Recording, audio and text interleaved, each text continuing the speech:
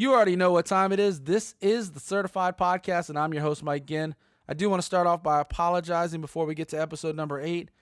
I have been under the weather for a few days, so if I sound like crap, I do apologize. But as they say, the show must go on, and on it goes because I have an amazing guest for episode number 8. I'm talking about none other than Kimberly Alexander. Kim and I go way back. We started talking a number of years ago after her late husband, Elijah Alexander, a former NFL player, passed away of myeloma cancer, and I have had nothing but admiration and I'm just straight up inspired by this woman. She continues to overcome every single obstacle. She only gets stronger. She only gets better, and she has been picking up that fight against myeloma cancer since the day her husband passed away, and she hasn't slowed down one bit. She constantly raises awareness for that and other blood-based cancers like leukemia, and she's constantly trying to fight the good fight. Hopefully one day we can all find an end to this terrible disease. But until then, you know Kimberly's going to keep on fighting for it. We talk about all that and more. We talk about her 2 sons that are both thriving. One is now a DJ. The other one is a prospect in the New York Yankees farm system. We joke about going from an NFL wife to a Major League Baseball mom and how she's kind of starting to pick up the game of baseball a little bit. And then we also talk about her show on The Fan, 105.3 in Dallas, Texas, every Sunday morning, the game. So we touch on all that and more. But before I get to that episode, I just want to let you know you can find this and all the show notes for every episode on thecertifiedmag.com. And of course, you can find this episode on iTunes, TuneIn Radio, Stitcher, Google Play, SoundCloud, and YouTube. And if there's anywhere else you want me to put it, you just send me an email, mg@thecertifiedmag.com, and I would love to hear back from you. So without further ado, let's get to it. This is the Certified Podcast.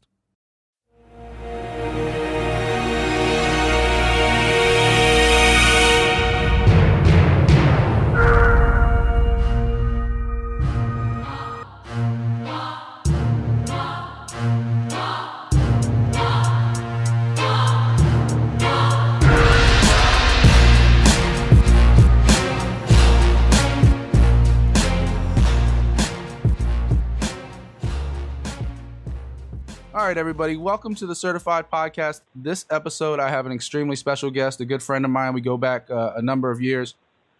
She is one of the most inspiring people I think I've ever met, at least through the internet anyway, that I've ever seen and met. She just keeps pushing, keeps grinding. Sometimes we use the word amazing or great too many times, but she definitely is amazing. She keeps hustling and going on to the next project and trying to help so many people in the process. Of course, I'm talking about Kim Alexander. Kim, how are you today? I'm great, Mike. How are you? I'm doing fantastic. I really appreciate you taking the time. I know you constantly stay busy. It's nice that you could fit me in because I know you are always on the move somewhere. Oh, gosh. You stop. Of course I'd make time for you. All right. So for those that don't know, Kimberly's story is kind of well publicized at this point because you do so many charities, so many functions. Of course, you're on the air down there in Dallas. She's down in Dallas, Texas right now. But if something gets too sensitive, just let me know because I'm definitely trying not to rehash too many touchy subjects. But a number of years ago, back in 2010, your husband passed away of cancer, myeloma, and multiple myeloma, excuse me. And ever since then, you've kind of picked up his cause. You've kept on fighting. Why don't you tell people a little bit about some of the stuff you've been working on? Yeah, you're right. I lost Elijah to multiple myeloma back in 2010. First and foremost, I want to give you so much credit for pronouncing it the right way. You have no idea how many conversations I have with people who, even if it's spelled right in front of them, they still manage to mispronounce it. And I'm very sensitive about that because I think one of the most important things about spreading the word about myeloma, with the hopes of eventually finding a cure, is making sure that people are familiar with the name of it and what it is. It's basically a cancer of the bone marrow. And when Elijah was diagnosed with it back in 2005, it was pretty much known as something that would affect people who were a lot older. But Elijah was only 35 years old, and we lost him in 2010 when he was 39. So ever since then, I've just been really involved with a few different charities trying to continue to fundraise to help find a cure for it, to raise awareness about it because a lot of people don't know it's the number one blood cancer that affects African Americans. It affects Latinos at a high number as well, but neither one of those groups tends to get the same kind of treatment as white patients who are diagnosed with it. And a lot of that comes from just lack of knowledge. And so I really do try my hardest to spread the word about it because I feel like there is a lot that needs to be done. And so I'm very open about, our story and our journey with the cancer. Yeah, and I guess it kind of helps that he had at least a decent sized NFL career, like 8 or 9 years, right? And so that kind of helped carry his name a little bit and help get the word out for something that is tragic and that is, obviously being cancer, being incurable at this point. So, definitely at least, he had a little bit of name recognition to the point where he could raise more awareness. And from what I understand, he was even doing a foundation before he even passed away, right? Absolutely. So you're right. Elijah played 9 years. He'd been drafted by the Tampa Bay Bucks. I can't even remember what year it was, but 92. He was drafted by the Bucks. Thank you. I did my homework. Dating after his. I see you. We just started dating right after his rookie year, and then he moved on to Denver, Indianapolis, and ultimately retired from the Oakland Raiders. And so yeah, that helped tremendously as far as people wanting to pay attention to what happened to him because it was so strange. When Elijah was diagnosed, he was still a relatively big guy. He was still young, and a lot of people assumed he was an athlete of some sort. And the cancer literally brought him to his knees.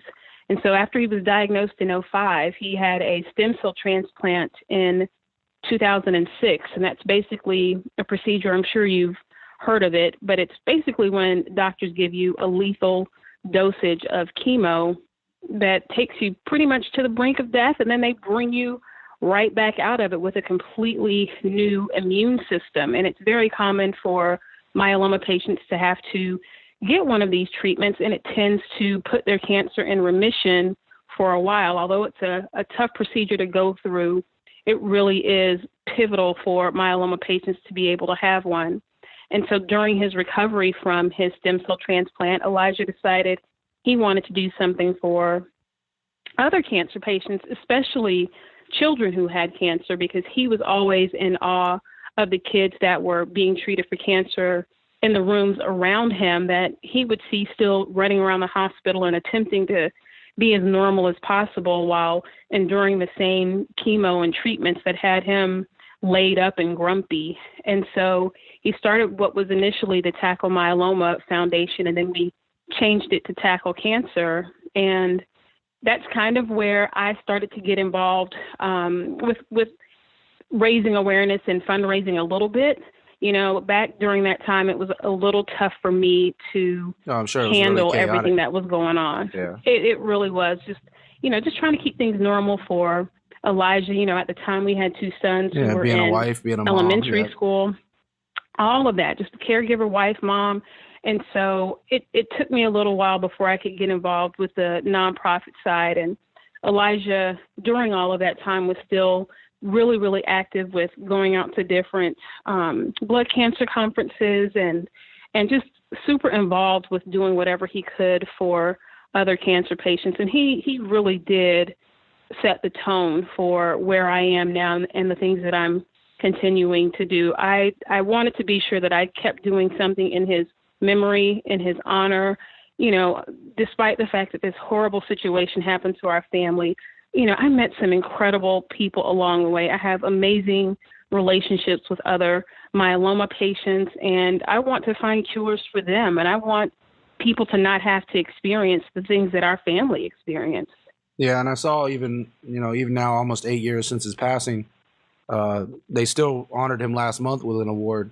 So, the Hero Award that you accepted last month, I saw online. Mm-hmm. So, his legacy definitely still is playing a part in it. I remember him playing, excuse me, I remember him playing like with Denver probably more than anything else. I know you constantly post all your Raiders picks, and, he was part of that. he was part of that infamous Tuck game as his last game ever, which is kind of like cool and also sad. So Maybe I shouldn't have said anything about sensitive subjects. That Yeah. right there is a very sensitive subject. Well, I mean, it's a cool footnote though, right? It's both good and bad because it's something to be a part of, and at the same time, he wasn't on the right side of that. So, but I remember him having a career. Like I said, I remember mostly with Denver. Looking back on it, obviously I didn't know you too many years later, so I didn't have that connection. And I think we met probably through, God, who was it that introduced us? I want to say maybe. No. I feel like it was Christina. Because back then I was talking to her a lot, and she introduced me into a lot of those circles. Because I was okay. I was really socially active, and I remember like just building a lot, like connecting. So I think maybe that was it. Like I was thinking about this earlier. I was like, well, how did we actually meet? Because it's been so many years now. And Kim also used to tease me, by the way, all the time. Every time I launch a new company, she'd be like, "Oh, I got to follow a new one." So. Yeah, I'm convinced that you probably account for about 25 of my followers. That's what you do. No. It's always awesome, and I respect that. I truly trust me when I tell you I get it. I think there's only like 4 or 5 left, but okay. Certified is the one right now. I worked hard to try to finally get back to this point with Certified, and there will be more coming, but it's going to be all a branch off of Certified. So keep your follow button ready. Awesome. But absolutely. And you can't really talk because you're all over the place now with your KimConnects.com and, doing the social media there. And you got your little Photoshop pictures with KimConnects.com. And so. Photoshop pictures? I saw that little road sign you put KimConnects.com on. I saw that. Yeah. You're right. But, you're definitely in the social circles just as much as I am. So, and it helps. It helps get your word out. It helps, spread awareness, I guess is the right way to put it. Not just what Elijah went through, but also, like you mentioned, so many others and I saw you doing some stuff with leukemia, and I saw you doing some stuff with Derek Holland from the Rangers. And, so like I said, this lady stays trying to help and stays hustling. And I don't even know like how you even found an hour in your schedule to not be doing something. Cause if you're not, you're usually in the gym doing, working out. So. Well, yeah, I mean, you literally caught me. This is like the sweet spot, like right after I leave the gym. And anyone who knows me knows if we're having a meeting early in the morning, it will always be after I work out, and you may or may not see me show up in yoga pants. And I won't even apologize for it anymore. I'm very, very, very addicted to working out, and make no apologies for it. I think it's what has allowed me to stay sane. Through all of the things that I've gone through. I'm a huge supporter of people taking care of themselves. I think it's all about balance too. It's okay to eat junk food every now and then as long as you balance it out with a juice cleanse every now and then and a solid workout. I think sweat therapy is a good way to go. So it's very, very important to me. And it's staying healthy, a priority. It's how I start my day. Staying healthy, taking care of yourself. Yeah, definitely. And it also, it's great stress relief and everything else, like you mentioned. So absolutely. And in all honesty, when Elijah was in treatment, he worked out the whole time. He was either in the gym, he'd be bike riding, and I would look at him and think, how on earth can I ever not work out when I feel fine? I'm healthy, and here he is with an incurable blood cancer, and he still finds the strength and the energy to get up and work out. And so, I mean, my husband inspired me to do a lot of what I continue to do today. Yeah, and that's awesome. His legacy is just, continues on. I do have a question though. So, he discovered the cancer a few years after he retired. Looking back on it, do you think that might have led to the end of his career, or do you think he just had enough and he called it a career on his own? No. He absolutely just walked away from football. Okay. I do think he probably had it while he played football, but that's a whole different He just decided subject. It was time. Yeah, he was tired of two-a-days. So that was back before the new CBA where they kind of changed things they up. Made it easier. Yeah. And so he didn't want to have to go through it anymore. And I think that last game, that Tuck Rule game, that horrible New England Patriot experience. Let it go. I think he was just over it. And so oddly enough, he was one of those players that transitioned out of football without issue. We came home back to Dallas, and he started a couple of companies. I went into real estate, and I had my own T-shirt business, and we were just kind of doing our thing. He was coaching our kids' teams. We had the two boys, and they were playing every sport under the sun at the time. And we were just trying to live a normal life after football kind of existence. And then he got sick, and it was just completely out of the blue.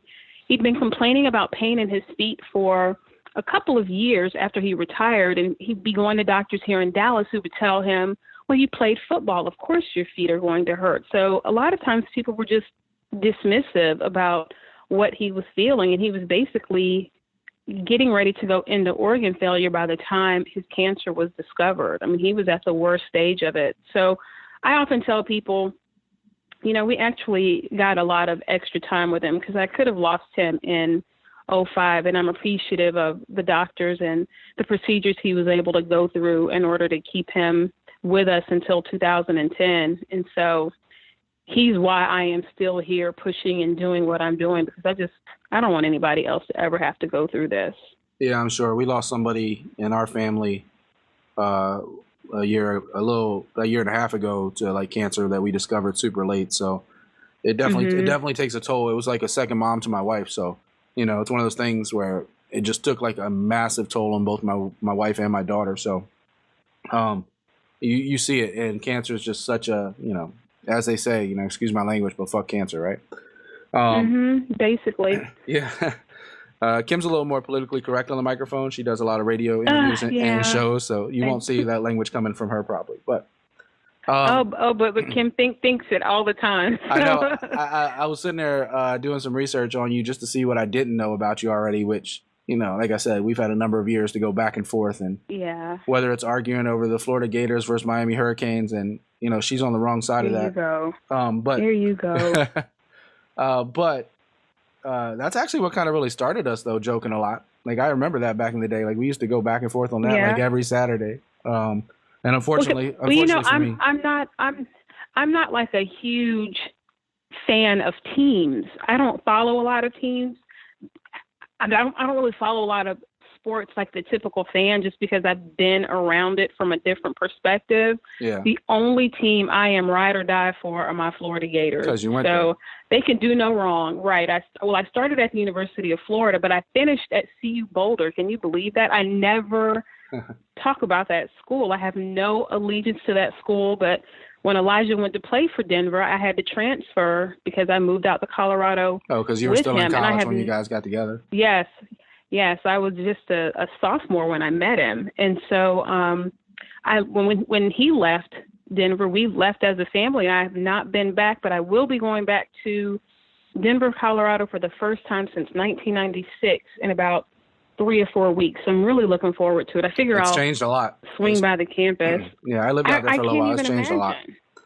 Yeah, no, Denver's amazing. It's and I was out there before they legalized everything, and they got all that extra money to put into, like, you could like see like the outskirts of the city were still kind of barren because the economy was down for a while in '08, and I moved out there in like I think 2011 or 2012, one of them, and then after that they legalized everything, and then all that money went into education and roads, and that billions of dollars came right back into the city. Wow. And now it's like just growing at an exponential rate. It's insane. Denver's gotten so big. Well, I'm looking forward to it. We lived in Aurora, not too far from the Broncos facility way back then, and so I figure I'll ride by our old house and just kind of I used to live on the old walk down memory lane. Yeah, I used to live on the other side up in Westminster, so.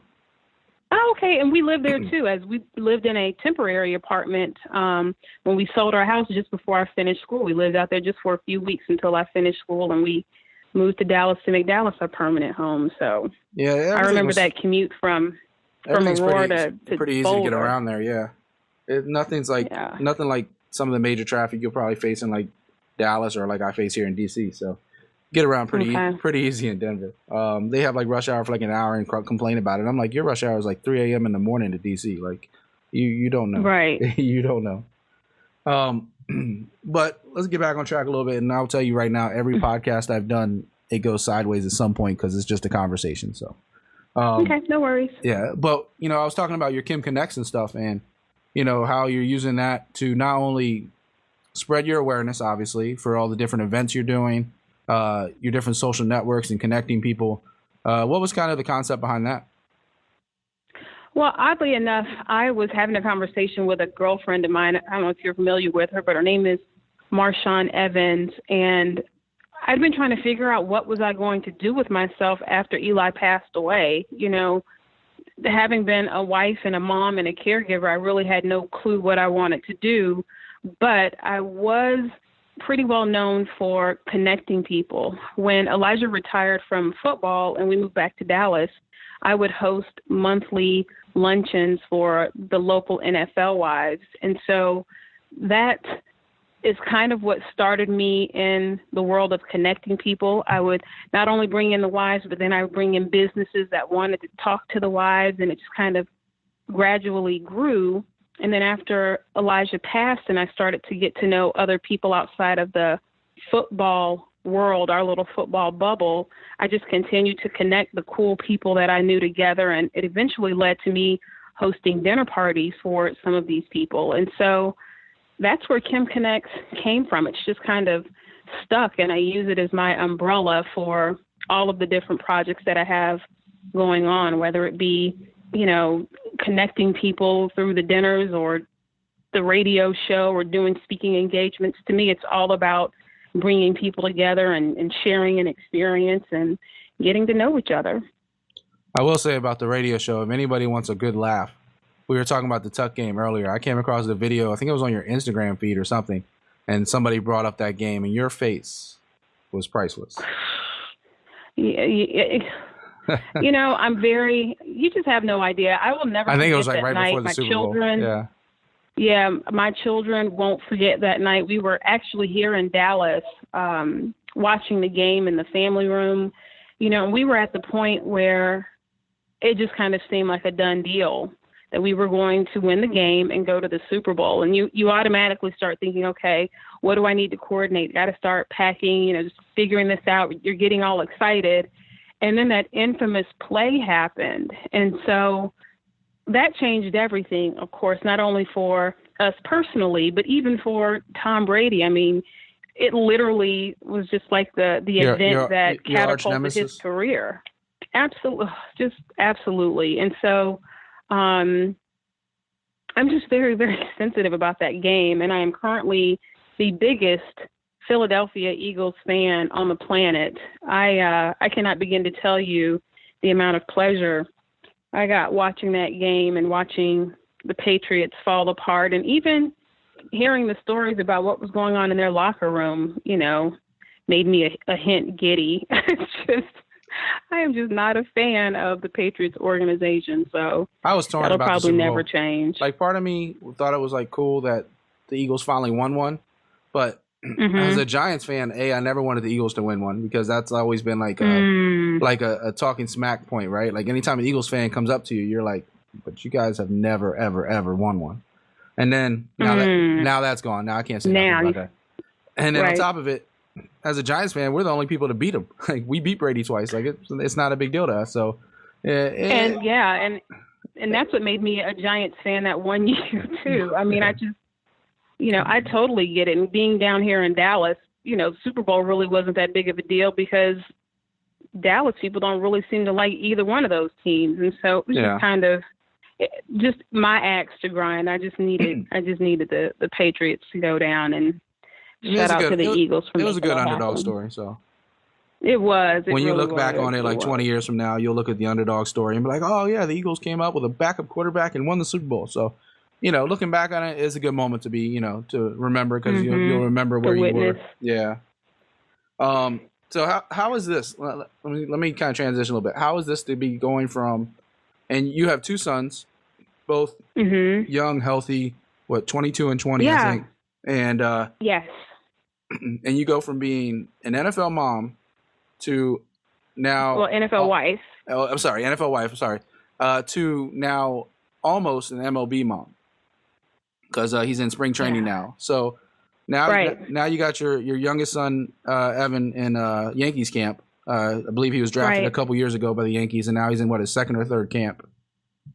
So second camp, third. I guess this will be his third season. I'm still learning baseball. I really don't know how all of that goes. I could talk tackles all day long and interceptions and touchdowns, but baseball not so much. You better get used to it. I'm learning, you though. better, yeah, you better start. Yeah. Well, it's funny. Evan doesn't want to talk to me about that kind of stuff, so I'm having to teach myself. Of course, your mom. Do sit at the games, and I watch and I try to soak it all in. But it's interesting. Both boys played football, of course, in middle school and a little bit in high school. My oldest one, his name is Elijah. He's Elijah the fourth. He was injured his junior year and didn't play football anymore, which was fine with me because around that time was when all the news started coming out about concussions. And Evan at the time was playing baseball and seemed to gravitate towards it a little bit more than football. He didn't seem to be as invested in football as he was with baseball. So I just continued to support him playing, and I don't know if anyone out there knows how Little League baseball works. I mean, it is a job, Yeah, no, my mom knows. My mom knows well. Oh, man. Gosh, I mean, you play for the school, you play for the select team, and it's a lot to it. And so he continued to do well. And then when he got to his junior year, someone approached me about whether or not I turned in some paperwork for Evan, and I hadn't turned it in. And it turns out it was an invitation to a kind of like one of those scouting events where all these Combine, yeah. pro scouts and college scouts come in and look at high school kids. It's called Area Codes. And his participation in the Area Codes tryouts was basically what snowballed into where he is today. And it was very fast. In my head, Evan was, going to graduate from high school in 2016 and go to Hillsborough College, over in Hillsborough, Texas. I was just going to drop him off right down the street. And the Yankees ended up drafting him. And it was just interesting because he graduated on a Monday. The Yankees drafted him on Saturday and wanted him in Texas like the next day. I'm sorry, in Tampa the next day for the season. And I couldn't handle that. Everything was just happening way too fast. And I ended up taking him down a few days later, and the rest is history. So he's a outfielder, center fielder, I think, right?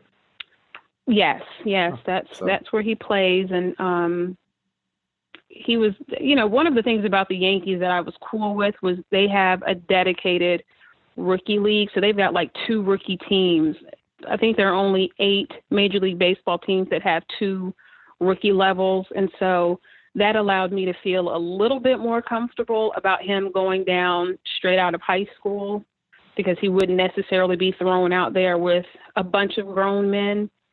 So he was at that Gulf Coast League level the first year. He was there for a little bit the second year. Then they bumped him up to Pulaski, or advanced rookie ball in Pulaski, Virginia. And now he's in his 3rd season, his 2nd spring training. So we'll see what happens. They literally just started Pulaski? Yesterday.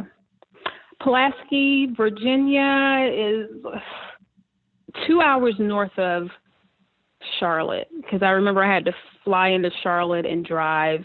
So it's right on the Virginia North Carolina border? Yeah. Oh, okay. It was pretty. The drive was really pretty, but there was nothing in that town. But the people were great. I mean, they loved the team. It was incredible how many of them would show up for the games and get into it, and it was incredible to witness. And so your other son, he's pursuing music now, right?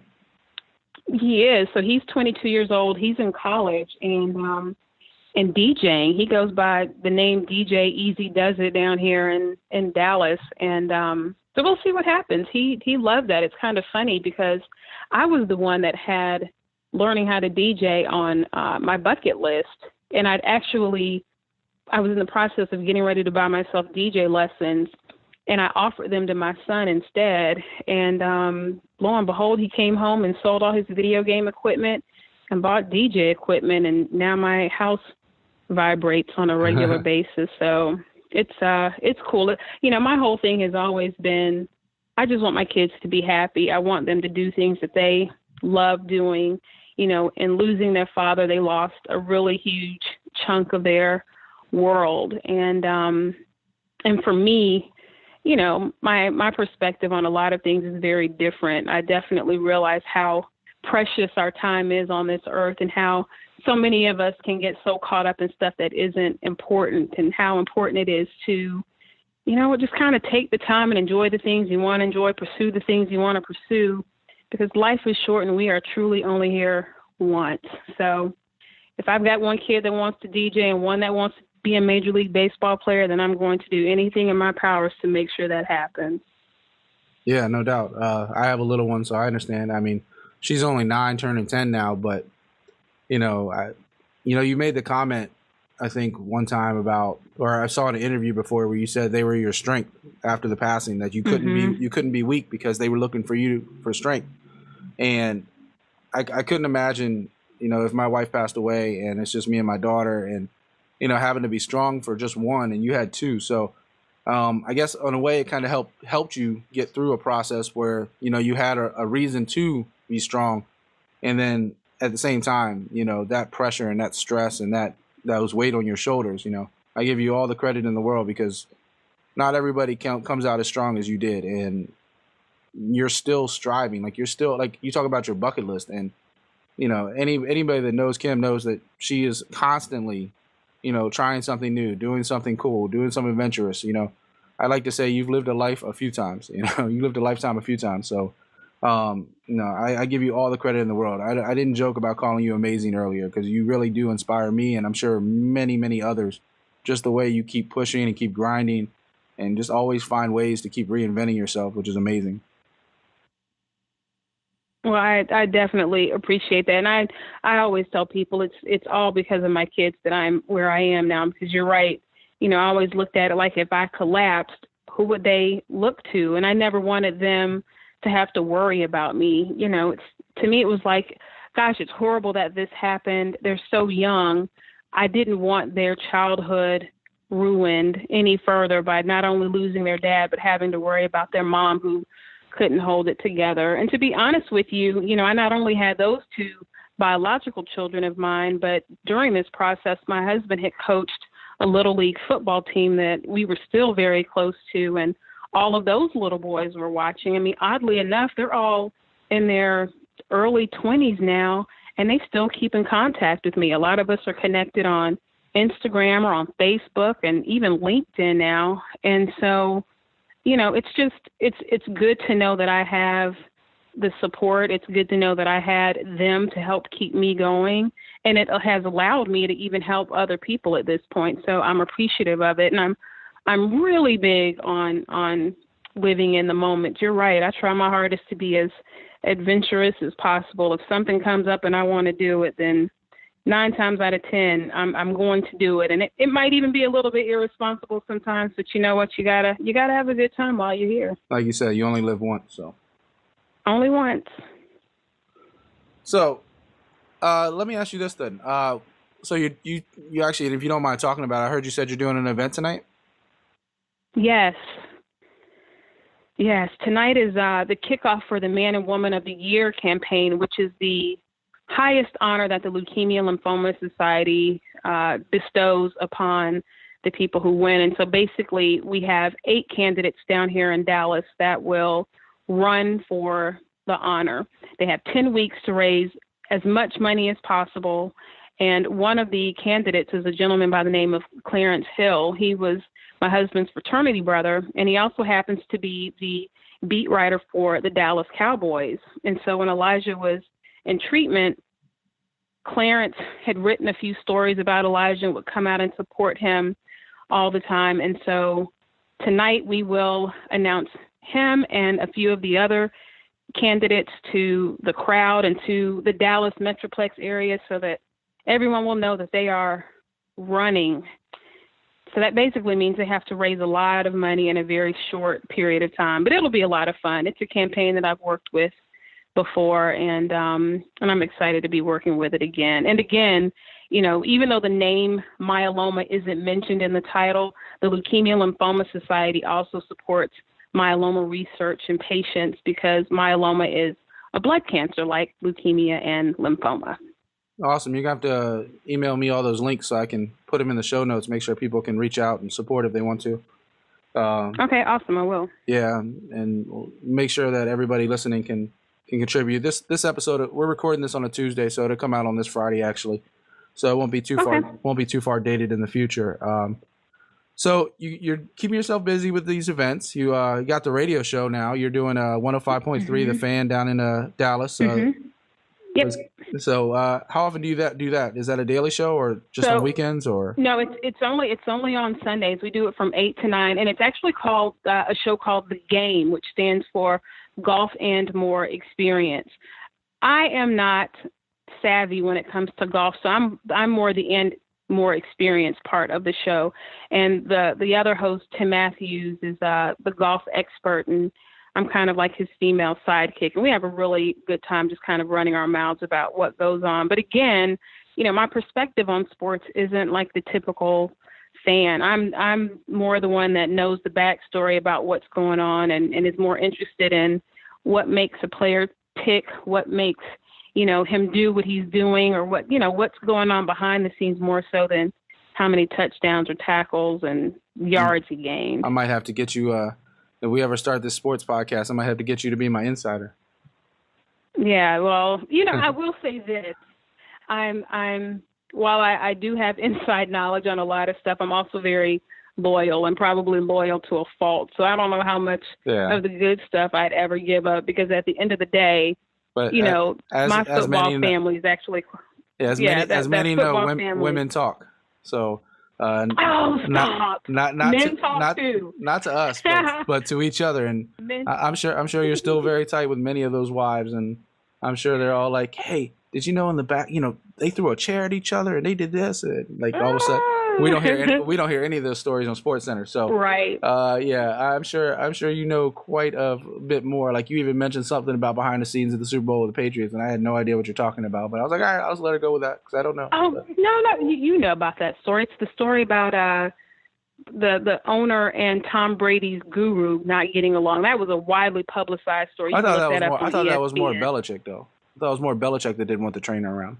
Well, yeah, that's true. I think Kraft and the guru were cool, but Belichick didn't like the guru. Yeah. But it was still causing. I thought you might have been talking about something a little deeper than that. I didn't know it was like. Oh gosh, no! I wish I knew it was something deeper. Now that I'd tell and hope it bring the organization to its knees. No, I'm kidding. I'm not that bitter. You are that bitter, but I mean, but come on, the Yankees are kind of like like the Cowboys and the Patriots now have become like that team that everybody kind of wants to root against, just like those other ones. So, the Patriots, Yankees, Cowboys, Duke Blue Devils, some of those teams that are so successful, people just kind of want to find ways to like tear them apart. I mean, I don't even know if we really know the whole real story behind the trainer thing because it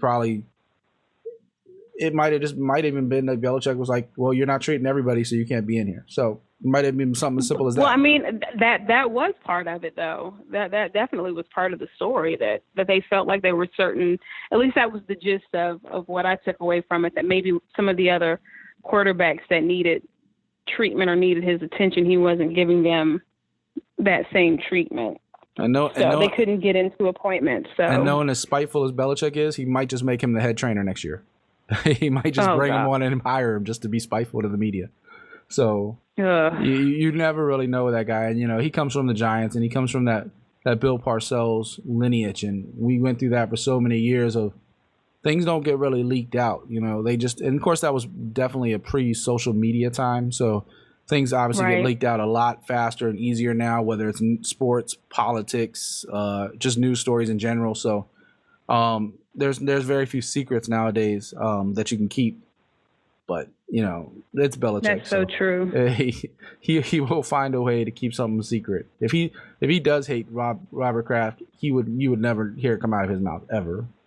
Right. So, excuse me. Sorry. I've been battling a cold a couple days trying to hold it together a little bit.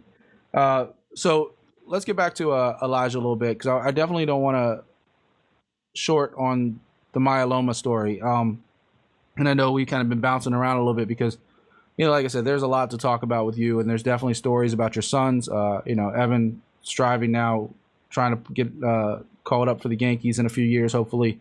The more he grows, I was looking at his stats. He seems to be improving every year, so that's great.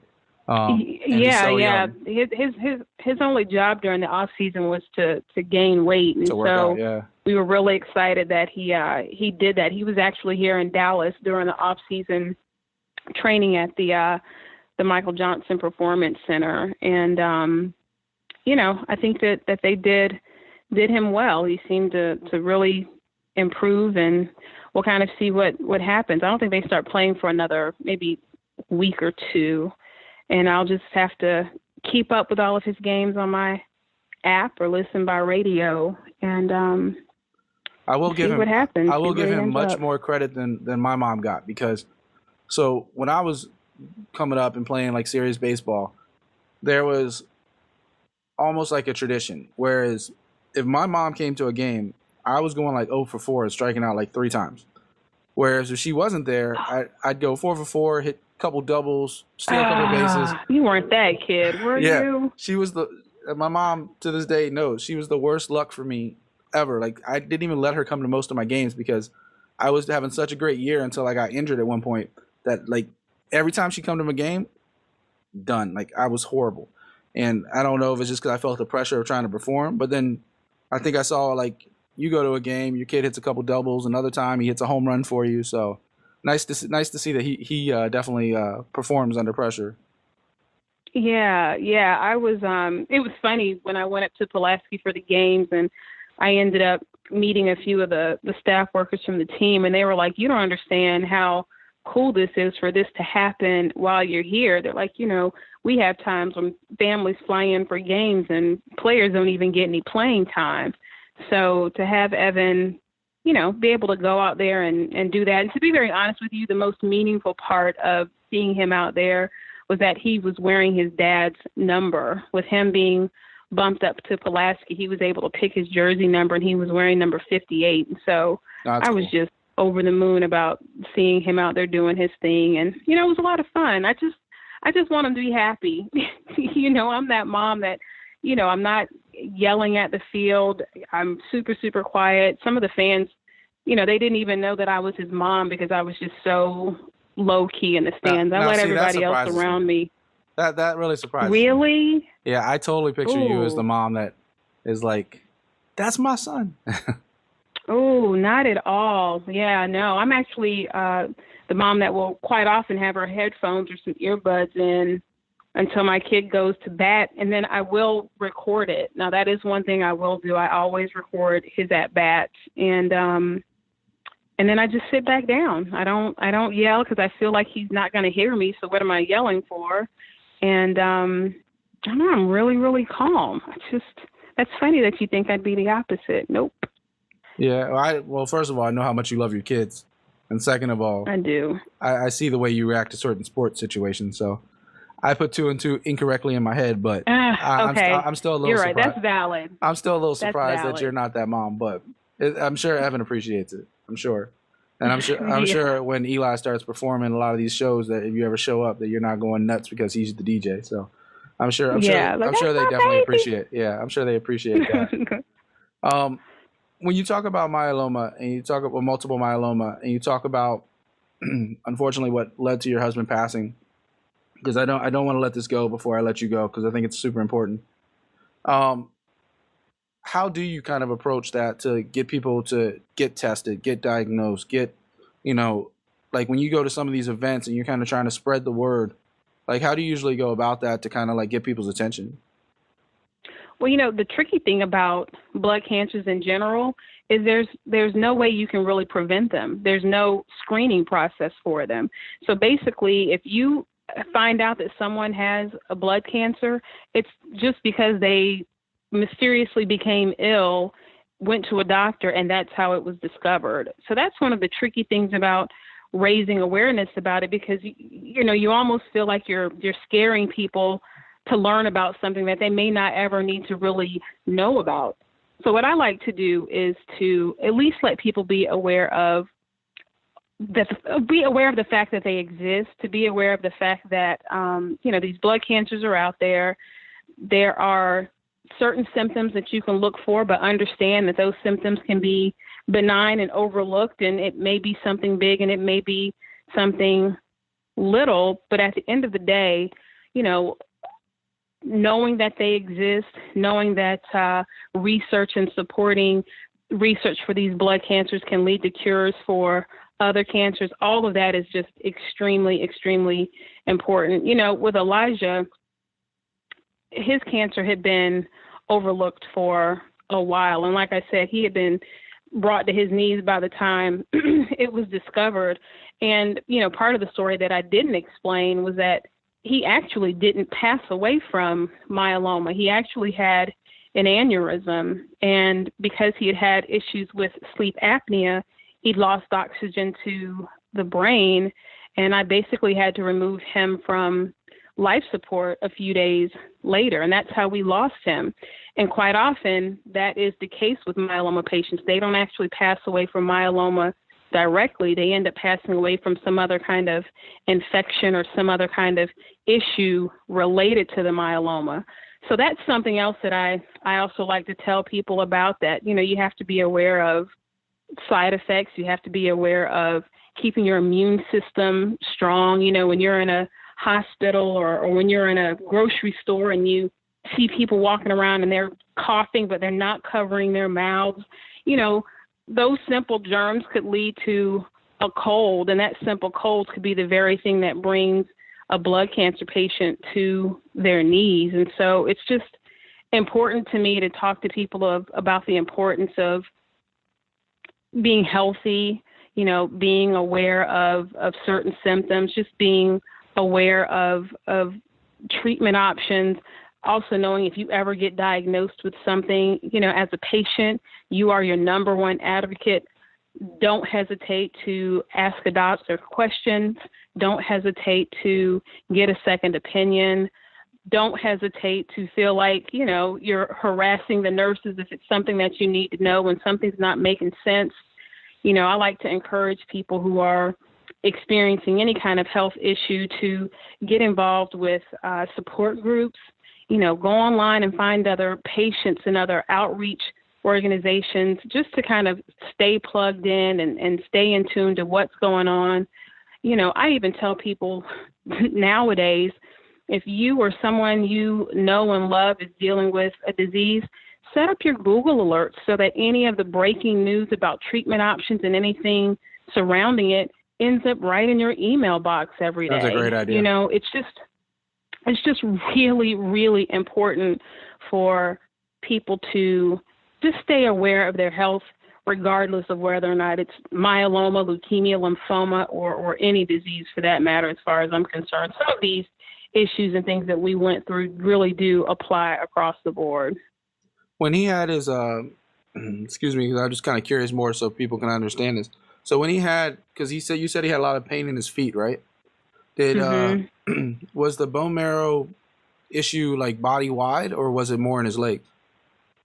No. So the way that myeloma works is when it starts to affect certain patients' bodies, they end up with lesions in their bones. We don't know. We were never able to find out why the pain was in his feet.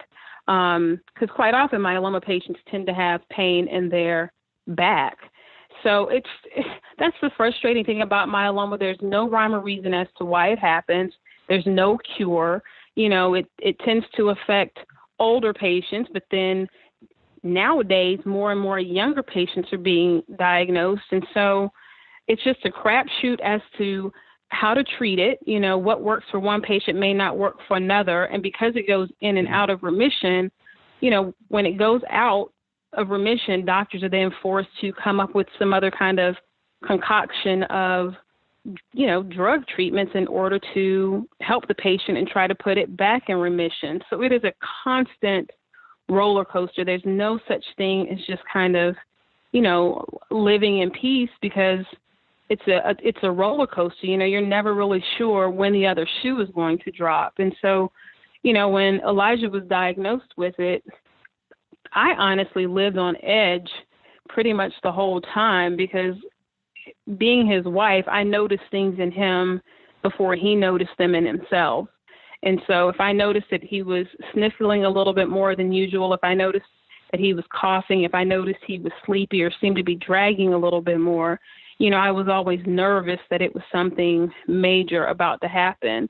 And that's honestly what makes what ultimately happened all the more shocking and painful, because at that time, everything seemed to be relatively normal. His myeloma had come out of remission, and he was actually in the process of undergoing, he was a part of a clinical trial, and he was receiving treatment and going back and forth to Arizona for his treatment. And so for him to experience the aneurysm and for me to have to lose him that way was just mind-boggling. I mean, there's just really no other way to put it. And you're right, the 8-year anniversary is will be approaching. It's coming up in the middle of March, and it's crazy that it's been 8 years, because I remember the day like it happened yesterday. But yeah. I'm so glad. Yeah, but I'm so glad I can honestly say that there have been so many advancements made when it comes to the treatment of myeloma over the past 8 years. There's so many new drug options for patients. There's so much that's been done in terms of different outreach programs for patients. And social media wasn't where it is now back when Elijah was diagnosed. So I love seeing myeloma patients that will communicate on Twitter. A lot of them are becoming a lot more social media savvy. And I just think it's so smart for people to engage with each other in that way and learn as much as they can. No, social media has obviously been great for that, I'm sure, because you're bringing awareness, and now you have a platform, right? Like back when he, 2005, 2010, you're talking about an era where Facebook was brand new, Twitter was brand new, MySpace was still around, Nowadays, everything's a click away, which is awesome. And technology is kind of, I'm sure, raised awareness, but not only myeloma, but, like you mentioned, also blood diseases like leukemia and other cancers. So I'm sure social media has absolutely helped 1,000% to a lot of those people suffering with some of those symptoms, to, even if they don't have the disease, to at least be like, oh, I have these symptoms, maybe I should get checked for this. And, like you said, there's no way to really be tested for it, but if there is enough symptoms, people will then start being able to get at least treatment to help prevent certain things. So. Absolutely. So, nobody likes to ever lose a loved one. So, like I said, I give you all the praise in the world because of the way you've handled yourself.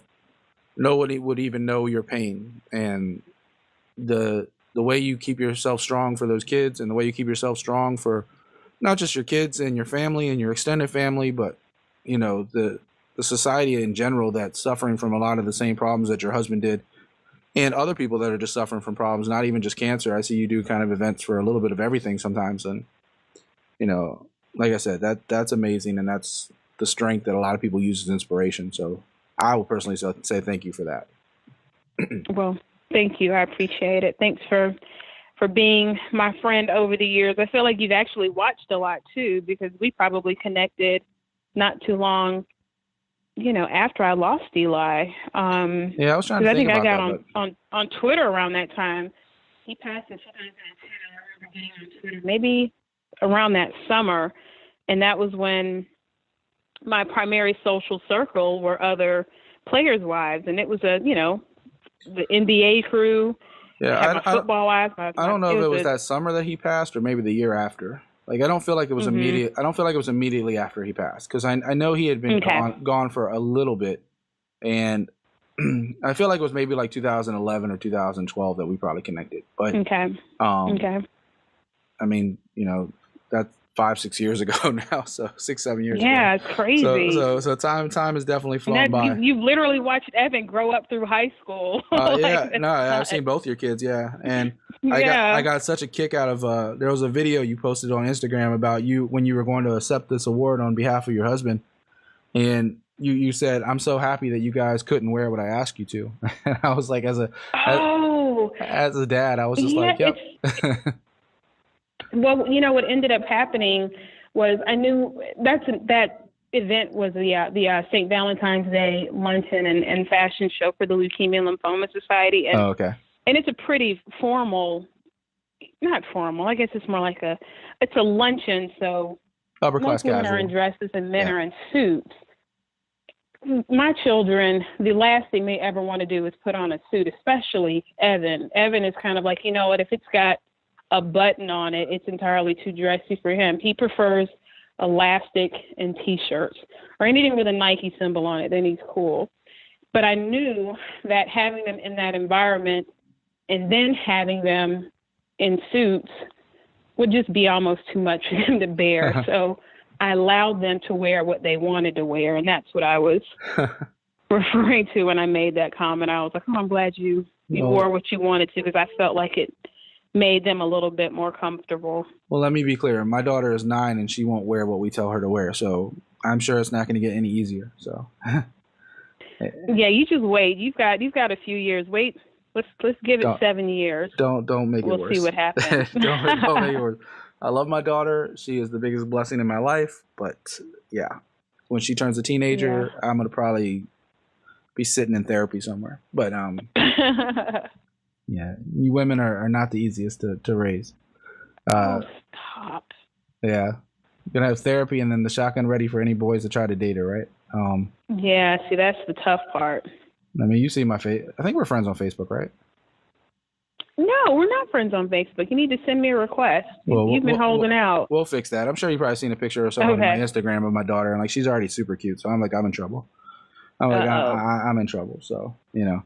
Yeah, I like to say you kind of lucked out having 2 boys. Like, boys are great. Like, you can sit there when they're little, you put a ball in front of them, 8 hours later, they get mad if you pull that ball away from them. A girl, you can give them whatever they want to play with. 5 seconds later, they're like, I want something different. So. Oh, stop. I don't know what you're talking about. Yeah, because you had boys, you know. Yeah, and I'm not a female, so yeah, I don't know. No, you are most definitely a female, and I will leave that alone because I'm married now. But